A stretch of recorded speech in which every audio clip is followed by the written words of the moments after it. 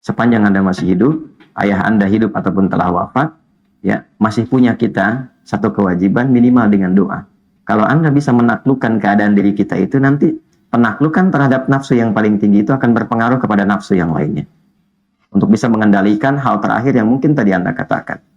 Itu satu terkait dengan ayah. Yang kedua terkait dengan ibu. Bahkan banyak kisah di dalam Al-Quran.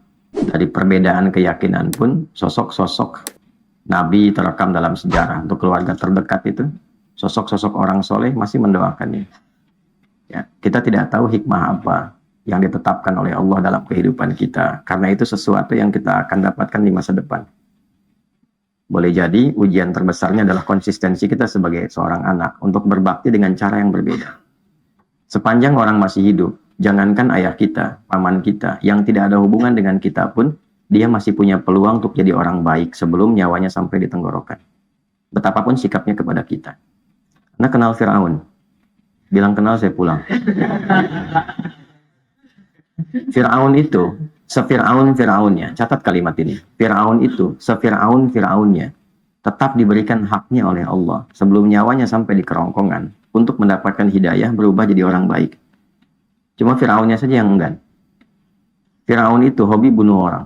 Yudzabbihuna abna'akum. Dan caranya mengeksekusinya dari bayi itu sudah dibawa oleh algojonya, dibanting, digorok berkali-kali sampai wafat di depan ibu yang baru melahirkannya. Perbudak mengaku Tuhan, ana rabbukumul a'la. Dengan semua perbuatan itu, ia tetap mendapatkan haknya supaya mendapatkan cahaya hidayah hingga nyawanya sampai di kerongkongan. Ada doa yang disampaikan Nabi Musa untuk menghadap kepadanya. Dikirimkan Harun untuk menemaninya.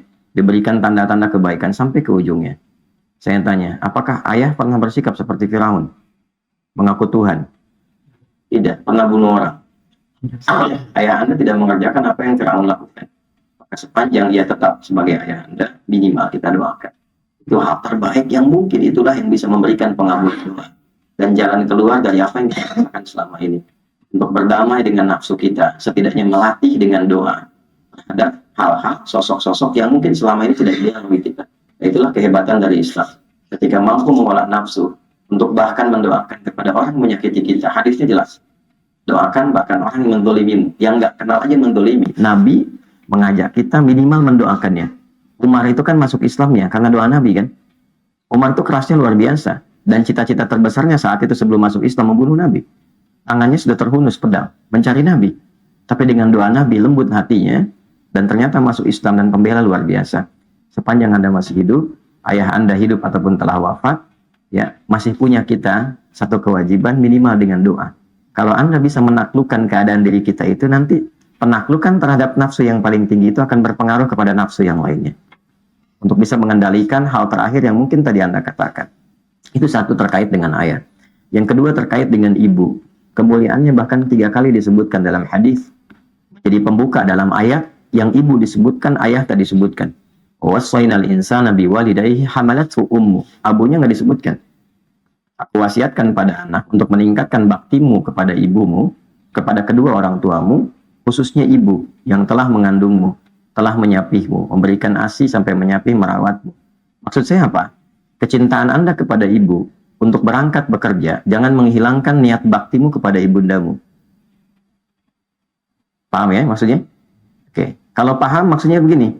Berangkat itu bukan sekedar cari uang untuk ibu. Karena hakikatnya orang tua itu tidak bahagia dengan pemberian uang. Mereka nggak menuntut pemberian uang. Kalau Anda sudah menikah ataupun berjalan sekarang ini, demi Allah saya katakan, ibu itu, ayah itu pada fitrah tertingginya, bahagianya itu ketika melihat kita senang. Bukan melihat banyak uang. Dengar aja kamu sehat, telepon, sehat mah, senang, itu bahagia dan luar biasa. Gitu. Dan tidak menuntut balas untuk diberikan imbalan dunia. Dan lebih berbahagia ketika engkau mampu mengatakan kalimat yang baik, berbakti yang baik, mengenal engkau jadi orang baik, membawa nilai-nilai kebaikan. Maksudnya apa? Ketika berangkat ke sini Anda lakukan karena ibu, bukan hanya mencari uang materi yang Anda bisa lihat dengan kebahagiaan materi, tapi jaga amanat-amanat ibu yang baik di situ. Jadi anak yang baik, jaga amanatnya, jaga perilakunya, dan niatkan kepada Allah untuk membahagiakan ibu. Itulah yang saya lakukan sejak saya belajar. Mencari cahaya untuk kesendirian ayah di alam kuburnya. mencari kebaikan yang bisa membahagiakan ibu selama hidupnya. Dan itu yang diberikan oleh Allah pada kami saat ini. Jadi kalau Anda lihat saya seperti sekarang, itu karena cinta saya kepada ibu, sayang saya kepada ayah. Saya bisa menghafal Quran itu, memegang mushaf yang ditinggalkan ayah, menghadap ke kiblat dan berdoa. Ya Allah, saya nggak bisa berbuat baik dalam kehidupan ayah yang hadir di samping saya. Karena dia telah tiada. Berikan saya kesempatan menerangi cahaya di alam kubur dari setiap huruf Al-Quran yang saya bacakan ini. Sampai sekarang saya jaga. Ya Allah, mohon berikan kesempatan membahagiakan ibu. Dari niat saya belajar yang menghasilkan sesuatu untuk menggembirakan ibunda saya. Jadi saya belajar itu karena ibu, karena ayah. Tapi cara kita belajar karena ibu, maka kita menjaga sikap. Maka ketika lahir dorongan untuk hasrat yang tidak bagus itu klaster ketiga, maka coba gambarkan, kalau ibu saya tahu saya begini, kira-kira saya nyaman atau tidak? Ibu senang atau tidak? Maka berdamailah dengan klaster pertama, itu akan membantu Anda untuk mengendalikan pada masalah yang ketiga. Bawalah amanat ibu pada bagian kedua, maka itu menjaga Anda cara bekerja dengan cara yang baik, dan bisa mengondisikan hasrat Anda dengan cara yang baik. Dan yang ketiga, sebelum sampai kepada bab nikah, sebetulnya ada bab siam, ada bab puasa. Ya, ya ma'syarasy syabab, man istata'a minkumul ba'ata falyatazawwaj, fa in lam yastati' fa 'alaihi bisiyam. Duhai para pemuda, para pemudi, jika tiba muncul puncak hasratmu secara biologis yang tidak mudah mengendalikannya, Nabi sudah antisipasi itu 15 abad lalu. Maka berusahalah untuk menikah.